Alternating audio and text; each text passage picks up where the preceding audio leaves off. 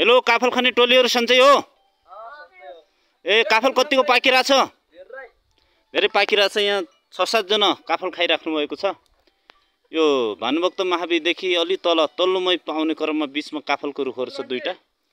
उता एकजना हाम्रो यो दिपेन्द्र सर हुनुहुन्छ सायद, उहाँले काफल खाँदै फोन गर्दै चस्मा लगाउँदै गर्नुभएको छ। अनि यतातिर पनि यहाँ काफल खाएर अगाएर यहाँ बस्नु भएको छ, एकजना बिरामी हुनु भएको छ। यतातिर हेलो निशान ठीक छ? काफल कति खाइयो? गणेश जी के छ? ए भवेन्द्र जी ठीक छ? सुदर्शनहरु कता गए खै त? त्यहाँ लुकेको जस्तो लाग्यो मलाई। ल ठीक छ, तर लुके पनि भिडियोमा मैले बोलिसकेको छु। सुदर्शन र अर्को के रे उसको नाम? अर्को लुक्नेको नाम के रे? निरा र सुदर्शन अलि पर छेउमा उता पर जाने को रे त्यो छेउमा माथिको टुप्पामा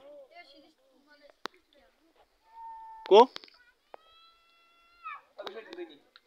अभिषेकको बहिनी। ल यहाँ काफल खाइराख्नु भएको छ। टाउको मात्र देख्न सक्नुहुन्छ आदरणीय दर्शक श्रोताहरु, तपाईले हेर्न सक्नुहुन्छ। एकदम दिपेन्द्र सर। ए दिपेन्द्र सर के छ? हेलो हेलो एकदम ठीक छ। काफल खाइएको छ नि? एकदम मिठो छ काफल। ए ठीक छ ठीक छ। अनि सर भएर काफलको रुखमै जाने हो त? हैन, विद्यार्थीहरुलाई हौसला प्रदानको लागि हो। ए लो